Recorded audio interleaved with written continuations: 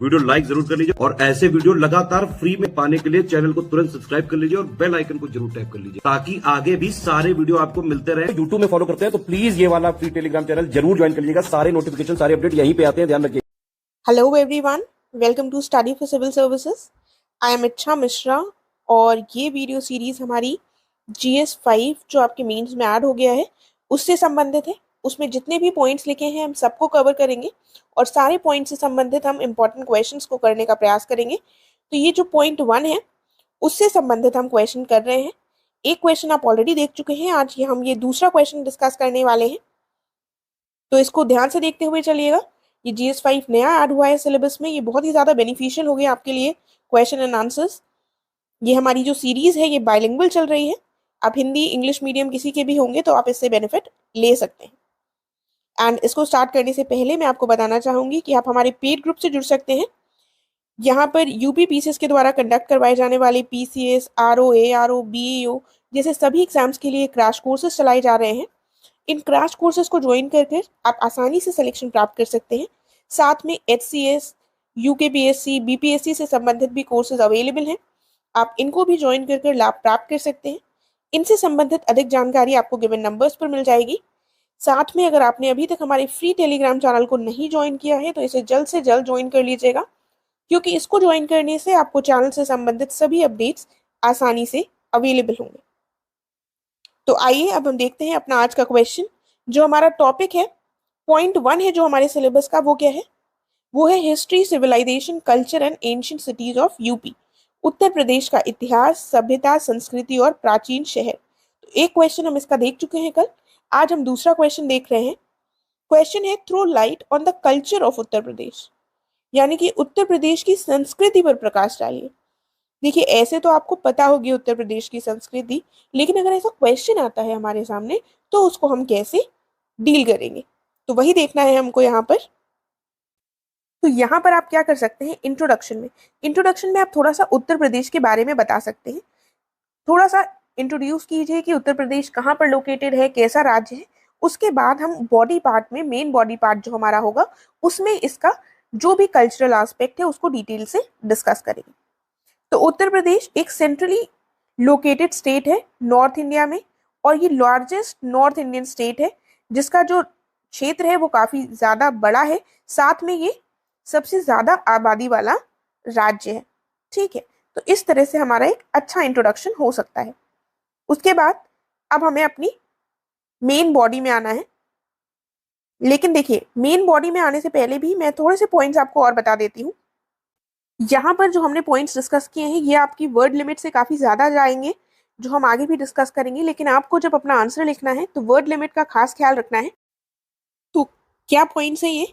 यहाँ की यह नहीं होगा, ये यहाँ होगा। यहाँ की जो संस्कृति है अपनी विविधता में अद्वितीय है, यूनिक है।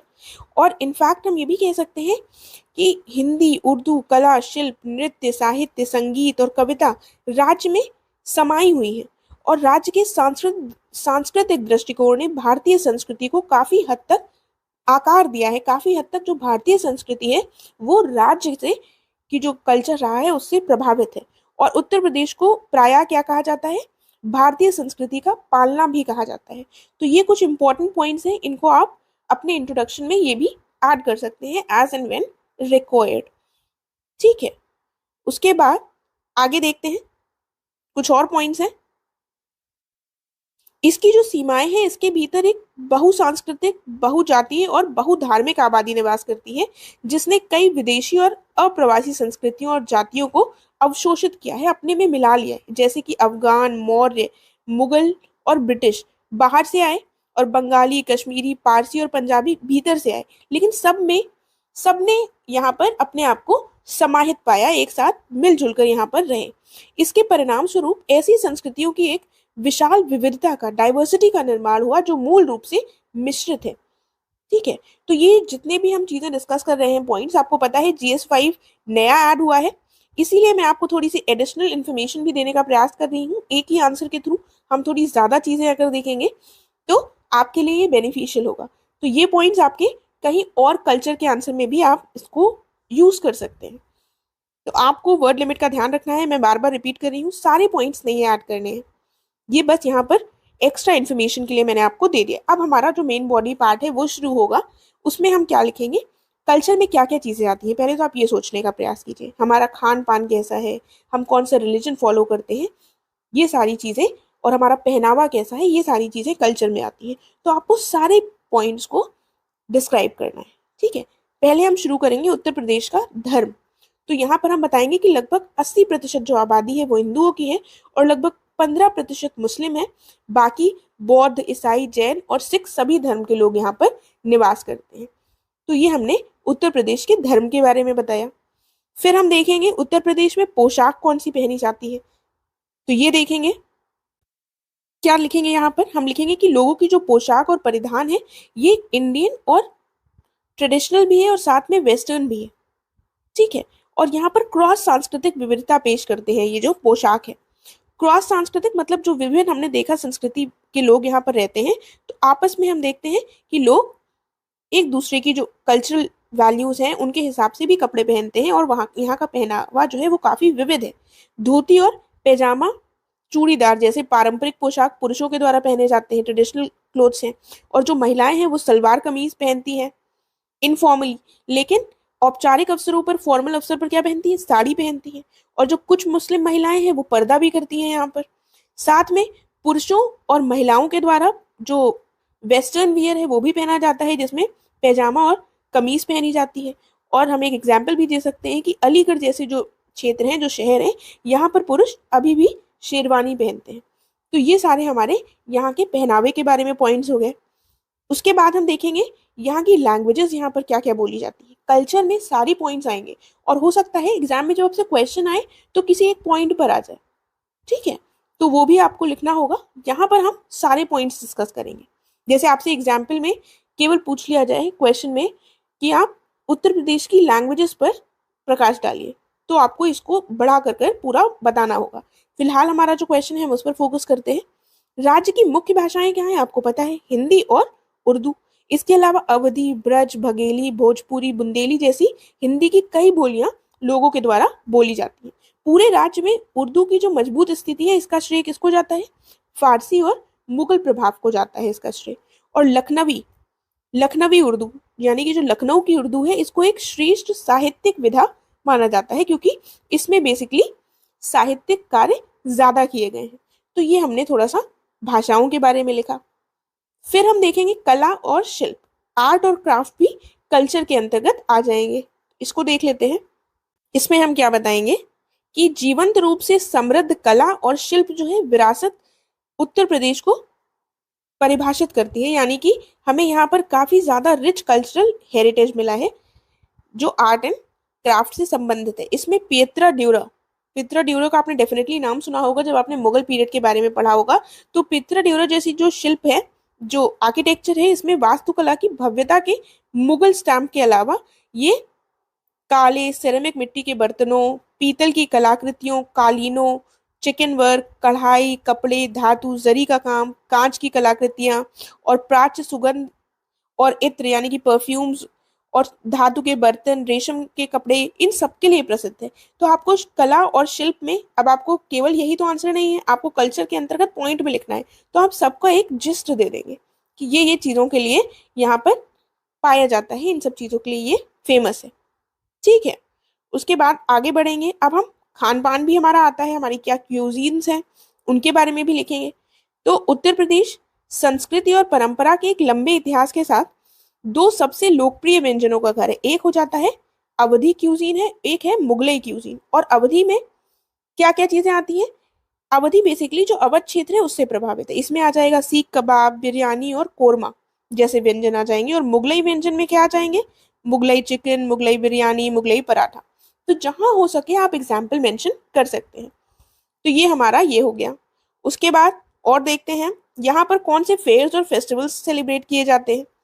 तो उत्तर प्रदेश यहाँ पर धर्म, संस्कृति और परंपरा का संगम है और इसलिए यहाँ पर जो त्योहार है इनका रंग और रुतबा भी बढ़ जाता है।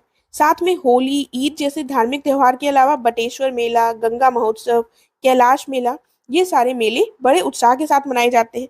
साथ में हमको महाकुंभ मेले के बारे में भी लिखना है जो प्रयागराज में 12 वर्षों के अंतराल में मनाया जाता है। इसके अलावा अर्ध कुंभ और कुंभ मेले, माघ कुंभ, ये सब भी मनाए जाते हैं। तो कुल मिलाकर आपको सारे पॉइंट्स मेंशन करने हैं। और ये भी ध्यान रखिएगा कि आप डाइवर्सिफाइड पॉइंट्स मेंशन करें, कि आपने होली भी मेंशन किया, आपने ईद भी मेंशन किया, ठीक है। ये ना हो कि आप सिर्फ एक ही चीज को मेंशन करें। फिर हम देखते हैं उत्तर प्रदेश का संगीत और नृत्य। तो यहाँ पर लंबे समय से हिंदुस्तानी शास्त्रीय संगीत का उत्तर प्रदेश को केंद्र माना जाता है। यहाँ पर राज्य के कई प्रतिपादक और संरक्षक हैं।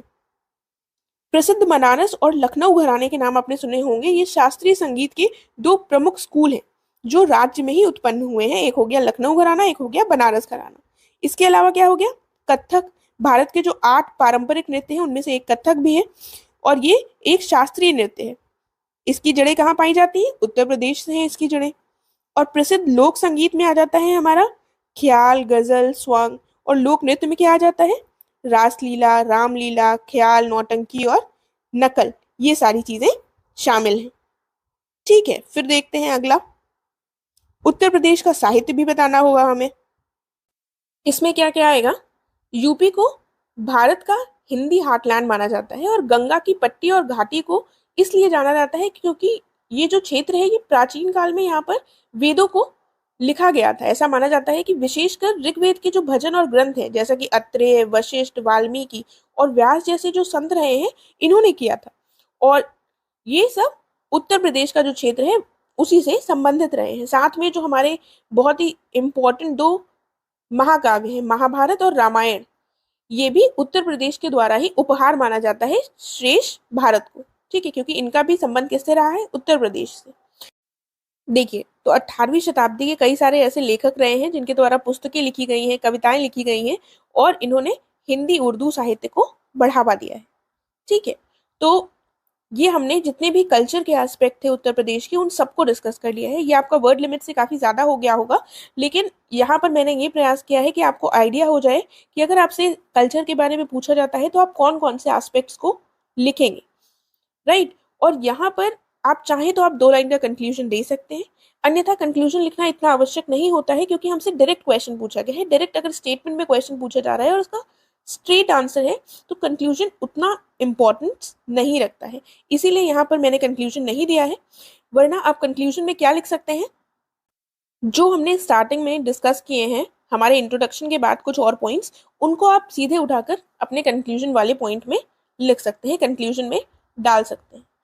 ठीक है, तो आई होप इस क्वेश्चन से आपको काफ़ी ज़्यादा आइडिया मिला होगा। आपको वर्ड लिमिट का ध्यान में रखकर अपने आंसर को लिखना है और सारे एस्पेक्ट्स को क्वेश्चन में ये ध्यान रखिएगा। अगर कल्चर पूछा गया है तो आप सिर्फ एक ही चीज़, केवल रिलीजन ना लिखाएं कि केवल आप लिटरेचर ना लिखाएं, आपको सारी चीज़ों को कवर करना होगा, तभी आपको मार्क्स उसमें अच्छे प्राप्त होंगे। और कंक्लूजन के लिए मैंने आपको ऑलरेडी बता दिया है। इसके साथ हमारा ये कंप्लीट हो गया है। अगर आपको कोई भी डाउट या क्वेरी हो तो आप पूछ सकते हैं कॉमेंट करके। अब हम अपने नेक्स्ट वीडियो में मिलेंगे। Thank you so much.